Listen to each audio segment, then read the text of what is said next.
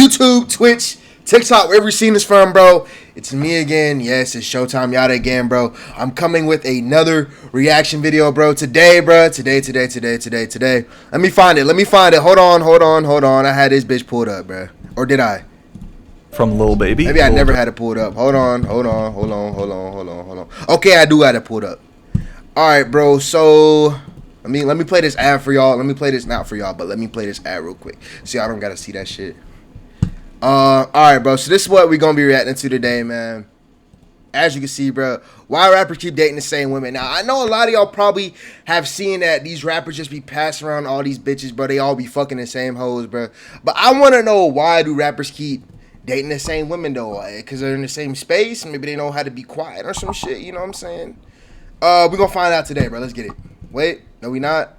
Let me unmute this shit. All right, we're going to find out today. Let's get it, bro.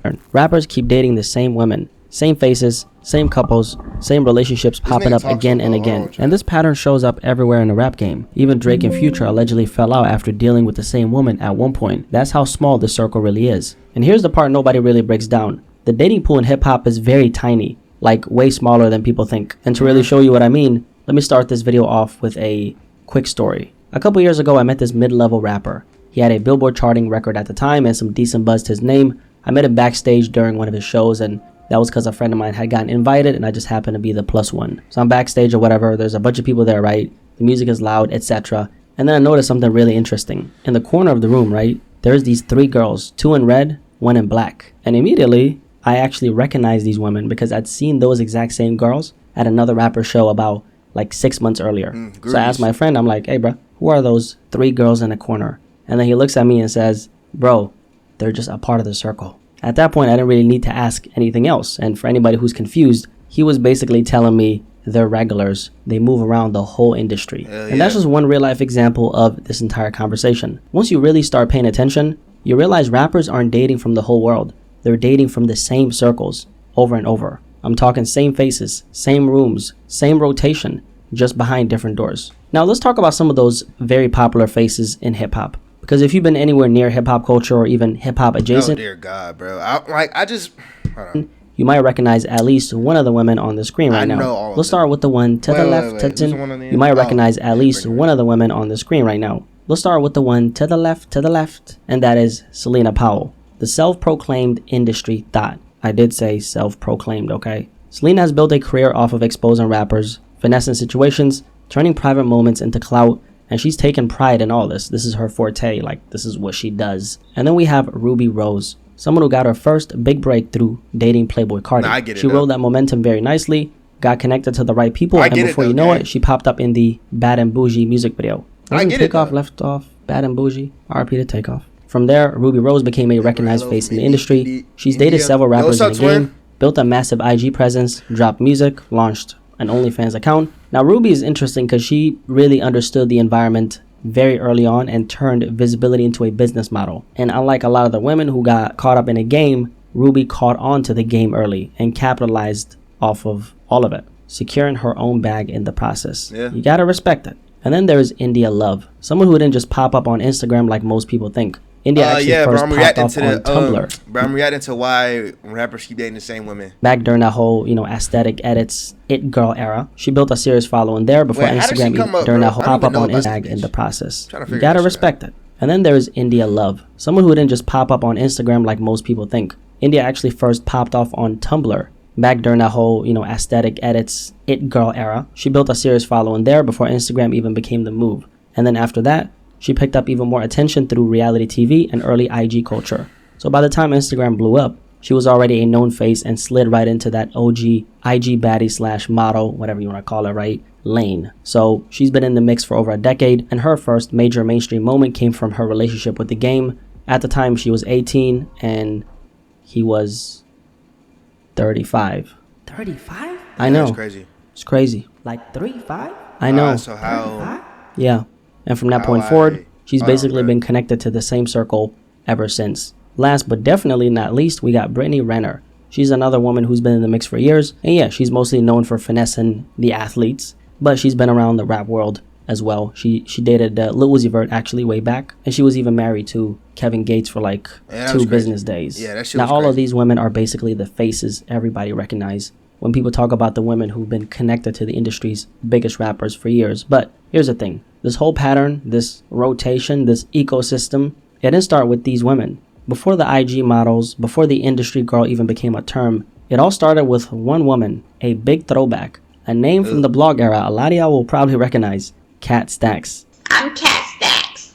I got a lot of stories to tell. The people I I don't even spoke know to this knew bitch. us. The rap groupie the internet ever saw. She was loud, unfiltered, unapologetic, and the definition of I'll say whatever the fuck I want to say. And her whole brand was basically exposing rappers. And the thing about Kat Stacks is she actually ended up revealing something nobody was even thinking about back then. And that was that rappers only deal with a select group of women. Now, Kat wasn't just around rappers. She was inside the parts of the industry people never see. And because she was proudly shameless, she talked about everything that she saw behind the scenes. It was all publicity, entertainment, because to them, I just see them as business, not friend type. My family's my friend, but they're just business. Now that clip right there, that was Kat in her purest form. No filter, no secrecy, no protect the brand. Like this woman she just didn't give a fuck, okay? And she moved exactly like that. In a lot of ways, Kat Stacks became the blueprint for what we now call the industry girl. And yeah, let's be honest, she was definitely clout chasing like crazy. That was her whole hustle. But here's she's the not funny even part. bad, though. Even while she was doing it for attention, she was accidentally pulling back the curtain on something way bigger than her. She showed you the same thing over and over again. These rappers are basically all running through the same group of women. And once you put those pieces together, you finally understand why this keeps happening. It all comes down to one thing, and that word is access. Who gets in, who stays in, who even has the proximity to step into the room in the first place. Nah, but she's not even bad though. These niggas doing that over some shit that's not even like no fine shit. I get if she was bad. Niggas would just fuck anything, bro. That's a prime example. One of the first questions that someone asked was why rappers recycle the same women. I wonder why. I'll tell you this. I think they recycle the same women because are all in the same circle. When people talk about access, here's what it really means. Rappers aren't choosing from the world, their environment is choosing for them. They deal with whoever is actually available in their world, not the millions of people the internet imagines. And once you take a look at the rooms they're actually moving in, studios, backstage, private events, late night sessions, that huge dating pool everybody thinks exists shrinks very fast. The circle becomes tiny, not because they don't have other opportunities, but because those are the only people who even exist in their day-to-day reality. Because the truth is this, most artists spend their days locked in studios, catching last-minute flights, doing press runs, moving city to city, sleeping strange hours, surrounded by the same team, in the same environments on repeat. So even though they're technically meeting people every day, they're not making real connections with anybody. Their schedule doesn't allow it. Their security, depending on what level they're at, doesn't allow it. Their fame, depending on what level they're at,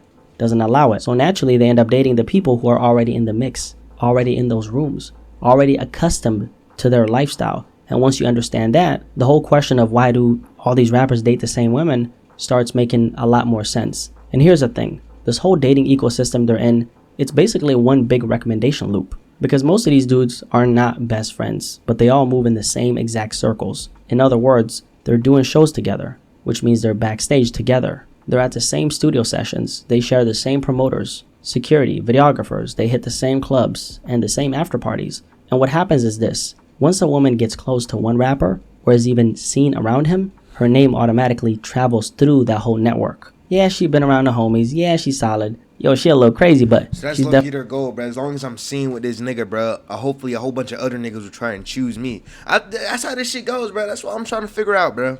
So, like, if she's around a certain set of, like, men, though, bro, she'll, like, that's why women always post shit.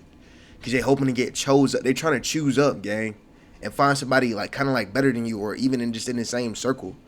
Shit, I'll make complete fucking sense. Definitely loyal. She's safe. She knows how to move. Whatever, right?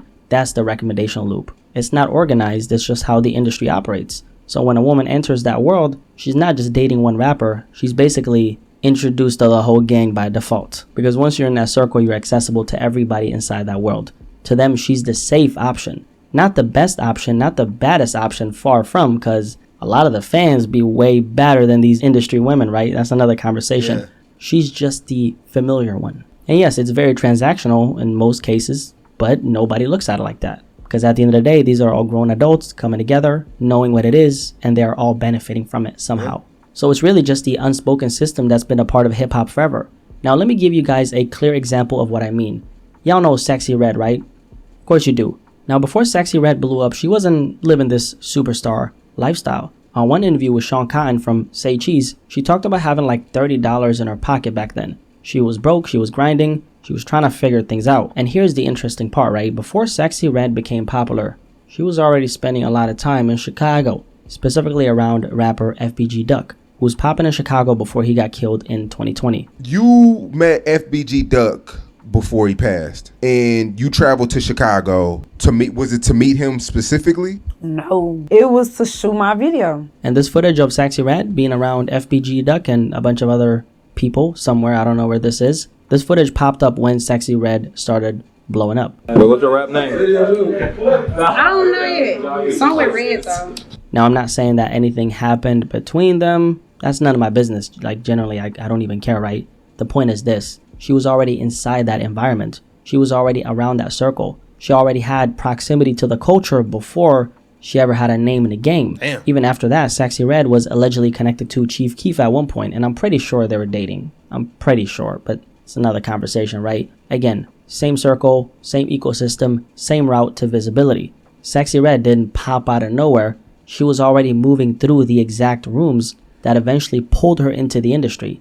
And that's how this world works. Once you're inside those environments, you're not connected to one person, you're connected to the whole network. And that network runs on one thing, familiarity. Because here's the part that nobody really ever talks about, which is something that I touched on earlier. Although these women may not be the best option or even, the most attractive one, they're usually the most predictable option. Yeah. And when I say predictable, I mean this. They already understand the lifestyle, the chaos, the late nights, the pressure. So rappers don't have to explain themselves or risk being misunderstood. And honestly, that applies to anybody. You don't have to be a rapper to relate to this, right? Whatever life you live, you don't want to sit there breaking down your whole schedule, your stress, your routine to somebody you're dating. You just want somebody who gets it. And predictability goes a very long way in an industry where nothing else is predictable. Think about it like this. Being a rapper today means living in constant uncertainty. 1 month you're up, the next month you're praying the algorithm isn't killing you. One mistake can ruin an entire rollout. One headline can tank your momentum. There's no stable schedule, no routine, no structure. So when everything around you is chaos, your brain naturally gravitates towards whoever feels familiar. And psychologists call this the familiarity bias. You don't need to graduate from Harvard to understand this. It's very simple. Your brain likes what it recognizes. Your brain trusts what it's seen before, even if it isn't the best choice. It's the easier choice because you know it. When your whole life is unpredictable, the familiar woman, the one already in those rooms, already around the team, already used to the lifestyle, automatically becomes the safer pick. There's no time to slow walk a new relationship, no time to figure out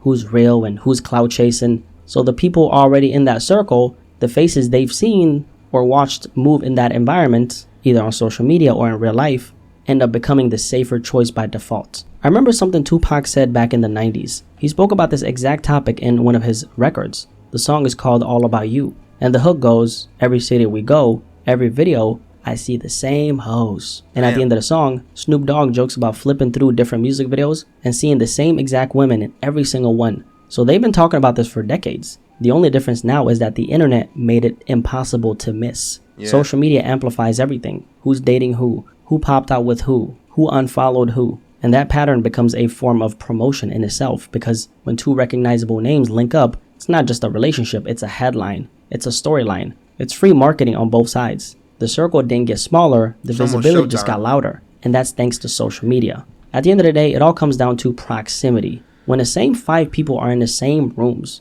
living the same lifestyle every single day, of course they're going to end up dating the same people. Of course we see the same faces linking up. So the real question is this: does hip-hop actually have a dating problem, or is it just a lifestyle that comes with it? The environment, the reality of being stuck in a world where proximity decides everything. I guess that's where I would ask you, why do you think rappers keep dating the same women? If you made it this far, that makes sense. It's familiarity, like you've been saying the whole time, bro. They love pass rounds, but with Kritish Kai, the same girls. the same circles of people, just like high school. It kind of makes sense. Athletes are in on it too. They all dating the same women.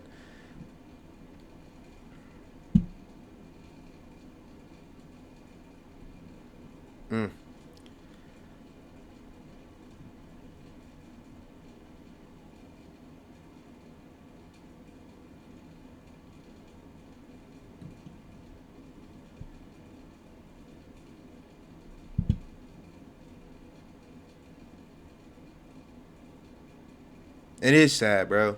It is sad. It's sad when you realize how insecure and unsurely all these people are, all these peeps are. Mad loot, mad clout, but completely empty, shallow vessels, bro. So boring. That's true though, bro. Feel like it could be a very lonely lifestyle, man. Alright, but that's it for me, bro. As far as the YouTube video goes, man. Hope y'all enjoyed the YouTube video. Let me know if y'all want to see more, bro. Guess I'm out right now, aren't I? Alright, I'm out this bitch, bro.